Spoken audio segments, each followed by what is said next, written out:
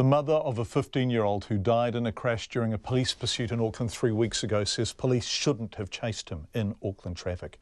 Joanne Stevens' son, Morrocco Tai, was driving a stolen car in Otara on the morning of October 9th. Already well known to police, a pursuit began that ended with the car he was driving hitting the curb, then crashing into a tree.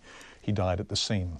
Following a series of high-profile police pursuits, including 2 deaths during another pursuit in Auckland a fortnight later, incoming Police Minister Stuart Nash says he wants to discuss the issue of pursuits with police to ensure the balancing act between effective policing and public safety is being achieved.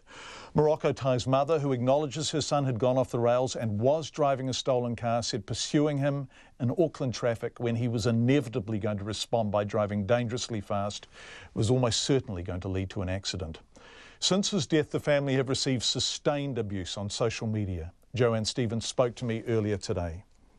I'm struggling.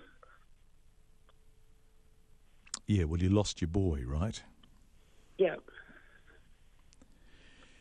And what do you want to say about the circumstances in which you lost him? I think it's all to do with the police chase. I mean, I've read that it was 58 seconds of pursuit. At that time of the morning, people are going to work. They should have pulled off. Whether it's 10 seconds, 15 seconds, they should have pulled off. Because the adrenaline for a 15-year-old would have been pumping and he would have put his foot down. And he did. And he did. Joanne's son Morrocco was 15. He shouldn't even have been driving, and the car he was driving was stolen. 3 weeks earlier, he'd been a passenger in another stolen car, travelling the wrong way along the southern motorway, not legally old enough to drive, to vote, to drink, to have sex, or to leave school. He'd found a terrible recklessness. I think so. I just don't know what made him go down that road. There are 2 stories here, connected. Morrocco Tai, who at 15 drove stolen cars like life didn't matter, and the most appropriate police response when kids like Morrocco do that. The police certainly don't want to end up in a situation where actions that they have taken have caused the death of a young man or a young woman or anyone. Stuart Nash, the incoming police minister. Now, before we consider the police chase, let's consider the people they're chasing.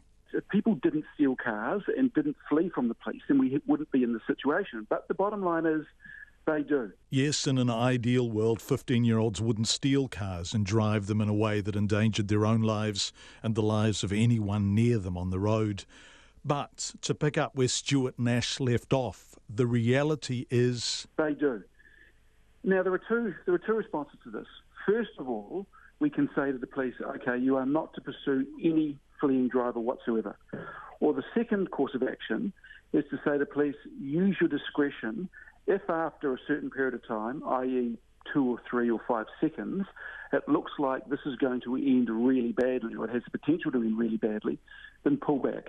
This is a discussion the new minister is going to have with police, but his sense is that cautious discretion is the best response to a really difficult situation. I actually think that's the right approach, but it is saying to the men and women in the police force, police service, hey, do be careful, do exercise your discretion. We don't want to end up with fatalities. But I think if we said to them, hey, there is now a policy of you must not chase any fleeing driver, then that would have a counterproductive result. And I think if we said that, then any young person who is in trouble with the police, whether it's just a licensing problem, let alone a stolen car or anything, would just say, well, we now know the police will not chase us. All we need to do is put the foot down and we're away scot-free. Was it a way of being noticed, a way of being someone, all that stuff? I think so. Joanne, Morrocco's mum, who must now deal with the death of her son and the public opprobrium, which has been constant since his death. I just want people just to leave my family alone and stop putting negative remarks, all over social media. Some of it has been hateful. I read a comment saying that, good job, he deserves where he is and all this bullshit.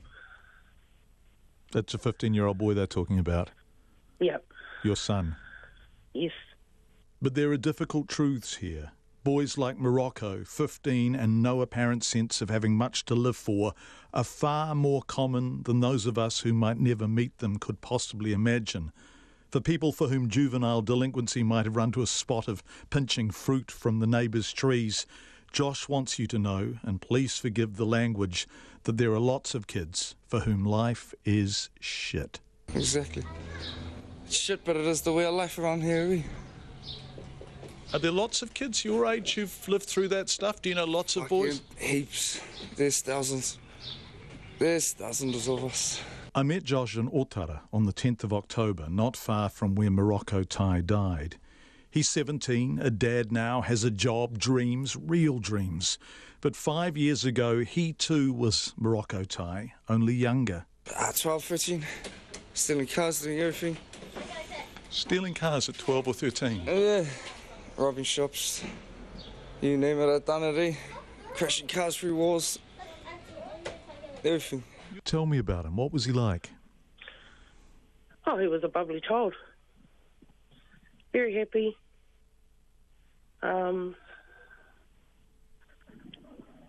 Yeah. He was just a lovely child. Morrocco Tai's mum would say that, of course. But then Joanne and Morocco's dad split. Joanne went back to Gisborne. Morrocco stayed in Auckland with his dad. And he found the kind of new family kids find when you're a bit down on your luck and things are going a little awry. I think he just got on the wrong side of, the other side of life and ended up with wrong people. And then things started going more and more wrong. School?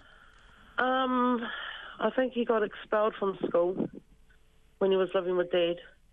Days free, a vacuum, the only people to hang with also not in school.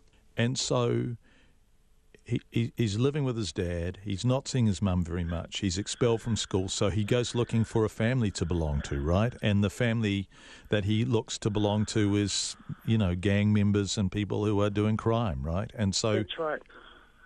Josh remembered that. No money, they stole it or stole stuff to sell. When you're young, have no prospects and are poor, money is a defining statement. If you made money, then you've cracked it, pretty much. And how were you making money? Everywhere possible. Tell me, what were you doing? Anything, sir. Anything. Anything and anything. That's the truth. At 12 or 13? Yeah. And then came the cars. Josh, Morrocco, they both stole cars, both drove them like nothing mattered. And, as Stuart Nash knows from police, there was something else going on too. And what the police tell me is that, in fact, this is about notoriety. So, it's almost a badge of honour. You steal a car, the police chase after you. I'm a man now. I've made the grade. The police are after me. They were after Morrocco Tai on October 9th. He had two 16-year-old females with him. The police chase lasted 52 seconds. So many regrets. So many what-ifs. His mother. Wishing that he was still here with me. Josh and his sense of a lost generation.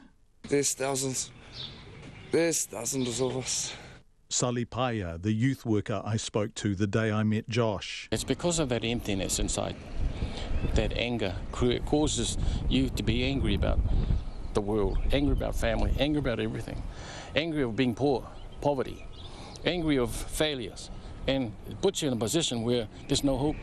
And the incoming police minister who wonders if the harder question we have to answer is not how we stop these kids once they've stolen the cars and are driving them so dangerously they might die, but a long, long time before then. What we've actually got to do, mate, is look a little deeper. Why are kids in a situation where they're stealing cars? I mean, I don't mean to sound idealistic or glib or whatever, but, as you said, when you and I were growing up, you'd steal apples over the fence from old Farmer Joe. You didn't go stealing cars. So let's look at the problem a little bit deeper and say, okay, at what point can we intercede in these young men and young women's lives where, is it happening? Are they falling out of the system at school? Are they falling out of the system at home? Where, what has led them down the path where the opportunity for fun, for joy, to get your thrills is stealing a car as opposed to, scoring a try on a rugby field. And again, I don't mean to sound glib or out of touch with the communities, but we do need to look at the underlying problem here. Stuart Nash, the incoming Minister of Police.